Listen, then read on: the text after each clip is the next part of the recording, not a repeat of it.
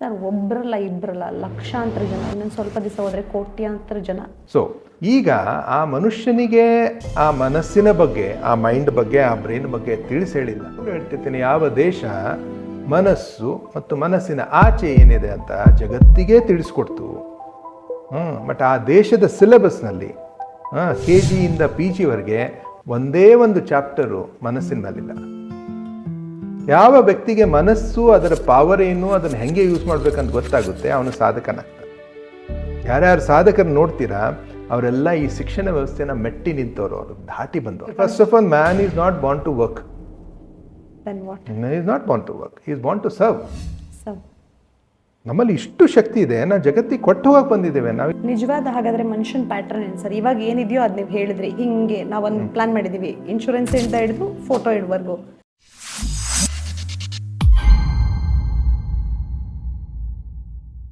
Sir, ನಾ ಎಲ್ರಿಗೂ ಕೇಳೋ ಕಾಮನ್ ಕ್ವಶನ್, ಅಕ್ಷರ ಜ್ಞಾನ ತಿಳಿಯೋಕ್ಕೆ ಮತ್ತು ABCD ಓದೋಕ್ಕೆ, ಅದನ್ನು ಕೂಡಿಸಿ ಓದೋಕ್ಕೆ ಜಾಸ್ತಿ ಟೈಮ್ ತೊಗೊಳ್ಳಲ್ಲ. ನಾವು ಇವತ್ತಿಗೂ ಅದೇ ಬುಕ್ ತೊಗೋತೀವಿ, ಅದೇ ಫಾರ್ಮುಲಾಸ್ ತೊಗೋತೀವಿ, ಇದನ್ನೇ ಮಾಡ್ತಿದ್ದೀವಿ. ನೀವು ಹೇಳಿದ್ರಿ ಶಿಕ್ಷಣದಲ್ಲಿ ಸಾಕಷ್ಟು ಕೊರತೆ ಇದೆ ಅಂತ ಹೇಳಿ.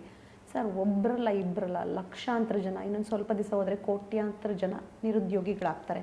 ನಾವು ಹೇಳ್ಬಿಡ್ತೀವಿ ಸ್ವಂತ ಉದ್ಯೋಗ ಮಾಡು ಅಂತ ಹೇಳಿ. ಸರ್, ಸ್ವಂತ ಉದ್ಯೋಗ ಮಾಡ್ಬೋದು, ಆದರೆ ನಿರ್ದಿಷ್ಟ ನಿಗದಿತ ಉದ್ಯೋಗಗಳು ಅಂತಿದೆಯಲ್ಲ, ಆ ಎಜುಕೇಷನ್ಗೂ ಸಿಗ್ತಿರುವಂತಹ ಉದ್ಯೋಗಗಳಿಗೂ ಮ್ಯಾಚೇ ಆಗ್ತಿಲ್ಲ. What is the gap? Basically ಮನುಷ್ಯ ಯಾರು ಅಂತ ಮನುಷ್ಯನಿಗೆ ತಿಳಿಸ್ಕೊಡ್ಬೇಕು, ಅದು ಶಿಕ್ಷಣ.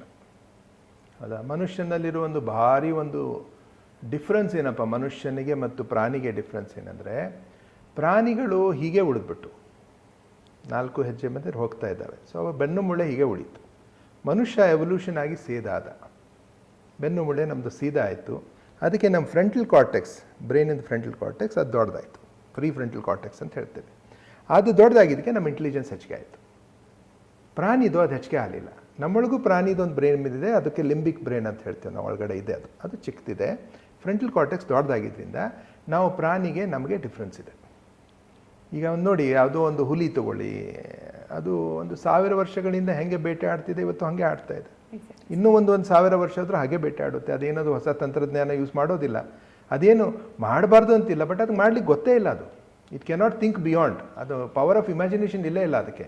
ಯಾಕಂದರೆ ಅದ್ರ ಫ್ರಂಟಲ್ ಕಾರ್ಟೆಕ್ಸೇ ಬೆಳೆದಿಲ್ಲ, ಗೊತ್ತಾಯ್ತಾ? ಲಿಂಬಿಕ್ ಬ್ರೈನ್ ಅಷ್ಟಕ್ಕೆ ಇದೆ. ಬಟ್ ಮನುಷ್ಯ ಯಾಕೆ ಹಿಂಗಾದ ಅಂದರೆ, ನಮ್ಮ ಸೀದಾ ಆದ ತಕ್ಷಣ ನಾವು ಫ್ರಂಟಲ್ ಕಾರ್ಟೆಕ್ಸ್ ಬೆಳೆದಕ್ಕೆ we became better people. Like ನಾವೆಲ್ಲೋ ಕಾಡಿನಲ್ಲಿ ಹಸೆ ಮಾಂಸ ತಿನ್ಕೊಂಡಿದ್ದವರು, ಹೌದಾ? ನಾವು ಮನುಷ್ಯರನ್ನು ಕಲ್ಪನೆ ಇಲ್ಲದವರು, ನಾವು ಆಲ್ಮೋಸ್ಟ್ ಪ್ರಾಣಿಗಳಗತ್ತೆ ಇದ್ದವರು, ಮಂಗನಿಂದ ಮಾನವ ಅಂತ ಹೇಳ್ತೀವಲ್ಲ, ಅಷ್ಟು ಅಂಥವ್ರು ಇದ್ದವರು.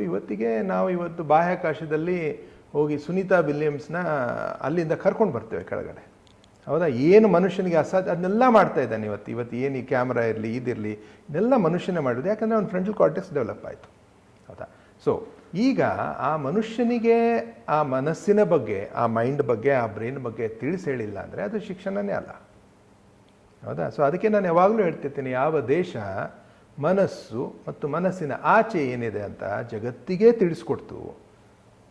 ಬಟ್ ಆ ದೇಶದ ಸಿಲೆಬಸ್ನಲ್ಲಿ KG ಇಂದ PGವರೆಗೆ ಒಂದೇ ಒಂದು ಚಾಪ್ಟರು ಮನಸ್ಸಿನ ಮೇಲಿಲ್ಲ. ಇದನ್ನ ಚೆನ್ನಾಗಿ ತೆಗೆದು ಹಾಕಿಬಿಟ್ರು.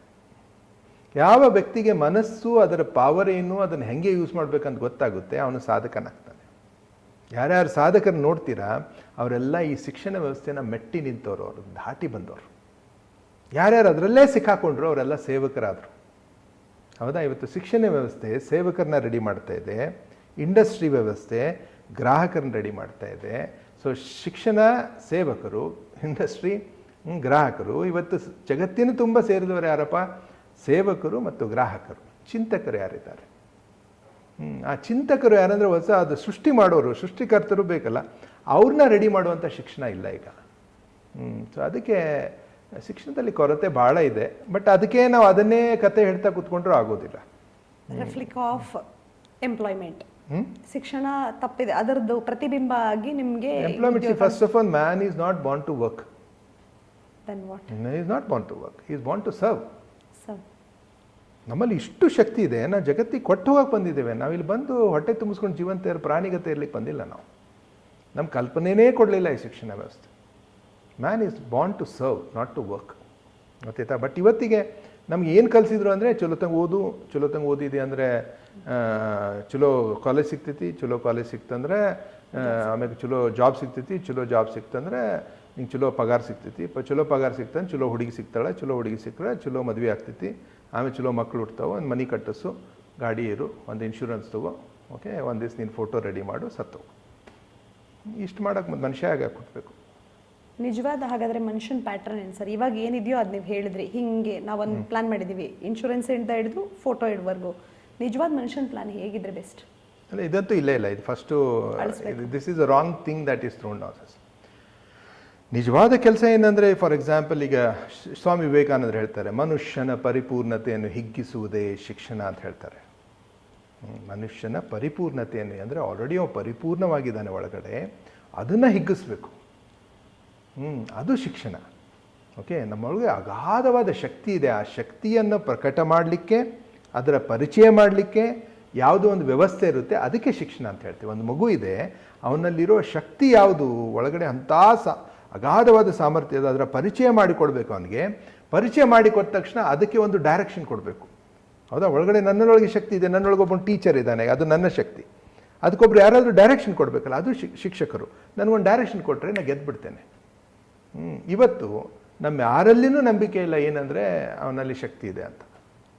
ನಾವೇ ಅದನ್ನು ಕೊಡ್ತಾ ಇದ್ದೇವೆ ಅನ್ನೋದಿದೆ. ಹೊರಗಡೆಯಿಂದ ಏನೂ ಇಲ್ಲ. Life is not outside in, life is inside out.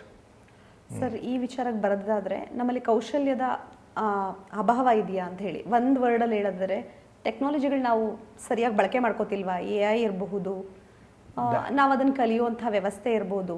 ಹೊಸ ಹೊಸ ತಂತ್ರಜ್ಞಾನಗಳ ಬಗ್ಗೆ ನೀವು ಸ್ವಲ್ಪ ಮಾಹಿತಿ ಕೊಡೋದಾದರೆ, ಇನ್ನೊಂದು ಕನಿಷ್ಠ ಪಕ್ಷ ಇನ್ನೊಂದು 5 ವರ್ಷಕ್ಕಾದರೂ ಇದನ್ನೆಲ್ಲ ಮಾಡಿದ್ರೆ ಜಾಬ್ ಸಿಗುತ್ತೆ, ಇದೆಲ್ಲ ಮಾಡಿದ್ರೆ ಒಂದು ಲೈಫ್ ನೀವು ಸರ್ವ್ ಮಾಡ್ಬೋದು ಸೊಸೈಟಿಗೆ ಅನ್ನೋದು ಏನೇನಿದೆ ಸರ್?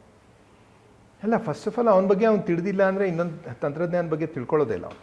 ಇದು ಒಂದು. ಎರಡನೇದು, ಅವ್ನಿಗೇನು ಡೈರೆಕ್ಷನ್ ಇಲ್ಲ ಅಂದರೆ ಆ ಒಂದು ಟೂಲ್ಸನ್ನು, ಇವೆಲ್ಲ ತಂತ್ರಜ್ಞಾನ ಅಂದರೆ ಟೂಲ್ಸ್, ಇವು ಆರ್ಟಿಫಿಷಿಯಲ್ ಇಂಟೆಲಿಜೆನ್ಸ್ ಇರಲಿ, ಕಂಪ್ಯೂಟರ್ ಇರಲಿ, ಮೊಬೈಲ್ ಇರಲಿ, ಇವೆಲ್ಲ ಟೂಲ್ಸು. ನಿನ್ನ ಜೀವನದಲ್ಲಿ ಏನು ಡೈರೆಕ್ಷನ್ ಇಲ್ಲ ಅಂದರೆ ಇವನ್ನೆಲ್ಲ ಹೆಂಗೆ ಯೂಸ್ ಮಾಡಬೇಕು ಅಂತ ತಿಳಿಯೋದೇ ಇಲ್ಲ.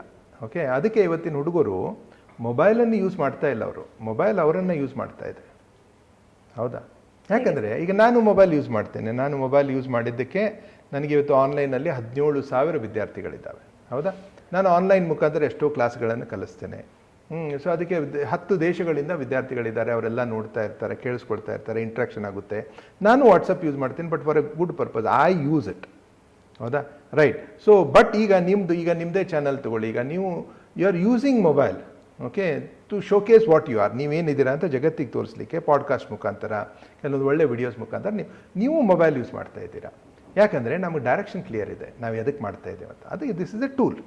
ಬಟ್ ಯಾವ ಹುಡುಗನಿಗೆ ಏನು ಡೈರೆಕ್ಷನ್ನೇ ಇಲ್ಲ ಅಂದರೆ ಅವ್ನು ಏನು ಮಾಡಬೇಕು? ಮೊಬೈಲ್ ತೊಗೊಂಡು ಆವಾಗ ಮೊಬೈಲ್ ಅವನನ್ನು ಯೂಸ್ ಮಾಡಲಿಕ್ಕೆ ಸ್ಟಾರ್ಟ್ ಮಾಡುತ್ತೆ. ಅದಕ್ಕೆ ಗೇಮ್ನಲ್ಲಿ ಹೋಗ್ತಾರೆ, ಪೋರ್ನೋಗ್ರಫಿಯಲ್ಲಿ ಹೋಗ್ತಾರೆ, ಇದರಲ್ಲಿ ಸುಮ್ಮನೆ ನೋಡಿದ್ದೆ ರಾತ್ರಿ 2, 3, 4ವರೆಗೂ. ಇವತ್ತು ಮಕ್ಕಳು ಸ್ಲೀಪ್ ಪ್ಯಾಟರ್ನ್ ಒಂದು ರಿಸರ್ಚ್ ಪ್ರಕಾರ ದೇ ಸ್ಲೀಪ್ ಅರೌಂಡ್ 2:30, 3 o'clock, 3 ಗಂಟೆಗೆ ಮಲಗ್ತಾರೆ. ಯಾಕಂದ್ರೆ ಜಗ್ಗಿ ಯಾಕೆ ಅಂದರೆ ಹುಡುಗನ ತಪ್ಪಿಲ್ಲ, ಅವ್ನಿಗೇನು ಡೈರೆಕ್ಷನ್ನೇ ಇಲ್ಲ. ಅದೇ ಹುಡುಗನಿಗೆ ಇಲ್ಲಪ್ಪ ನಾಳೆ ಗೋವಾಕ್ಕೆ ಹೋಗಬೇಕು, ಅದಕ್ಕೆ ಗೋವಾದಲ್ಲಿ ಯಾವ್ಯಾವ ಪ್ಲೇಸ್ ಇದ್ದಾವೆ ಸ್ವಲ್ಪ ನಮ್ಗೆ ನೋಡಿ ಹೇಳು ಅಂತಂದರೆ ಅವನು 2 ಗಂಟೆ ಮಟ್ಟ ನೋಡಿದ್ರು ಕರೆಕ್ಟಾಗಿ ಪ್ಲೇಸ್ ನೋಡಿ ಹೇಳ್ತಾನೆ. ಯಾಕಂದರೆ it is with N objective. ಆವಾಗ ಮೊಬೈಲ್ ಯೂಸ್ ಮಾಡ್ತಾನೆ ಅವನು. ಎಲ್ಲಿ ಹೋಗಬೇಕು, ಎಲ್ಲಿ ಸ್ಟೇ ಮಾಡಬೇಕು, ಏನು ಮಾಡಬೇಕು, ಒಂದೇ ದಿವಸದಲ್ಲಿ ಅಷ್ಟು ಜಾಗ ನೋಡ್ಲಿಕ್ಕೆ ಆಗುತ್ತಾ, ಇನ್ನು 2 ದಿವಸ ಬೇಕಾಗುತ್ತಾ, ಗೋವಾಕ್ಕೆ ಹೆಂಗೆ ಹೋಗಬೇಕು, ಏನು ಡ್ರೆಸ್ಸು, ಈಗ ಏನು ಕ್ಲೈಮೇಟ್ ಇದೆ, ಅಷ್ಟನ್ನು ಕಂಡು ಮಾಡ್ಕೊಂಡು ನನಗೊಂದು ಹೇಳು ಅಂದರೆ then they will use mobile. ಯಾವಾಗ ಡೈರೆಕ್ಷನ್ ಇಲ್ಲ ಮೊಬೈಲ್ನವರು ಅವ್ರನ್ನ ಯೂಸ್ ಮಾಡ್ತಾರೆ.